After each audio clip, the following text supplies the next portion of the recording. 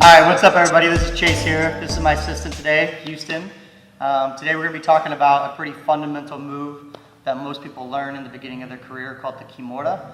We're going to specifically look at it from a position called from the guard today. A lot of people start to use the Kimura in the beginning from like side control or on top because it's a little bit easier to catch from there. But one of my favorite ways to catch it is from the guard, specifically off of a failed attempt of like a sit-up sweep or a hip bump sweep, whatever you want to call it. So that's one of my favorite variations. So we're going to show it real quick, and then we'll talk about it a little bit.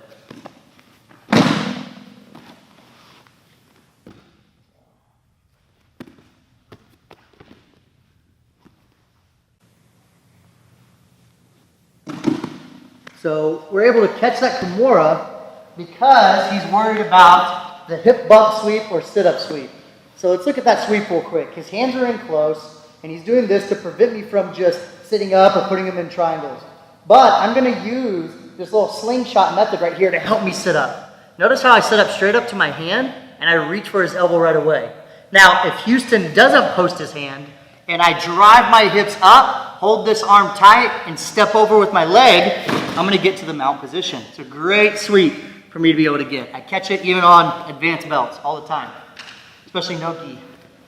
But if he's wise and his reaction time is good, when I start to sit up right here, I'm going to bump. And he's going to post his hand on the ground. I couldn't keep the arm too tight. Now what I have to do is my hand's going to instantly come off the ground and go for his wrist. I call this the diving motion. My hand has to jump to his wrist here. Notice how I'm keeping his arm away. My arm is bent. I don't want to let his hand come back to his hip. So now I can shoot my hand underneath. I can grab my wrist, I can trap his leg, I can start to move out to the side, throw my legs over, and now I can finish from this traditional guard position. Let's look at that one more time. From here. So his hands are right here. If I just sit up right now, it's going to be tough to do. He's just going to push me back down. But watch what I'm doing. I'm keeping my feet crossed, and I'm lifting my hips. What this does is it puts a lot of weight on Houston, so it makes his legs hard to move right now, because it's like a weighted belt on his hips. Now I'm going to pull my arm over my head, and I'm going to drop my hips and sit up right away. That's pretty hard for him to stop. Notice how I sit up to my hand. The most common mistake that people do is sit up to their elbow, and this move fails. You have to sit up to your hand. I have to really make him post. So now he posts his hand out. I still keep my hand on his elbow, but I dive my hand to his wrist right here. Now my hand wraps around his arm. I connect my wrist to his wrist, and then I want to scoot out to my side. I can't finish the move right now. I need to make sure I scoot out enough so I can trap and cross my feet around him. Now I glue his hand to my thigh, then I rotate my shoulders toward his head. I get the tap right there. So this is a very good variation. Another option we can do too that I like to do is sometimes I'll kind of sit up and I'm playing more of this kind of open guard scenario. Maybe my shin's across his hip and I'm preventing him from passing.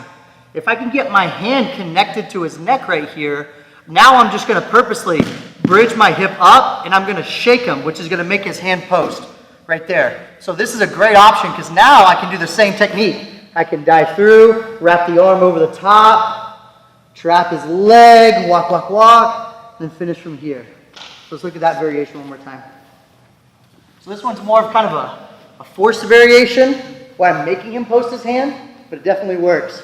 So I'm here, I sit up. Maybe I'm trying to sit up to recover my position, playing butterfly guard or kind of a knee shield.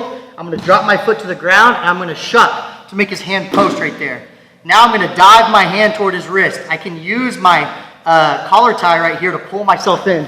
Look how I connect to the wrist right now. I'm going to dive my hand at his elbow and bring my chest to his arm. Now I can lock here, and now it's very hard for him to pull his arm away from me.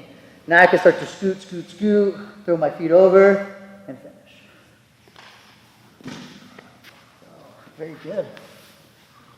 So Kimura off of a failed sweep or off of your forced attempt with the collar tie position. Either one's good. It's a good no-gi option. Some of the best ways, especially as you progress in your jiu-jitsu career, to be able to catch submissions is off of failed attempts like that.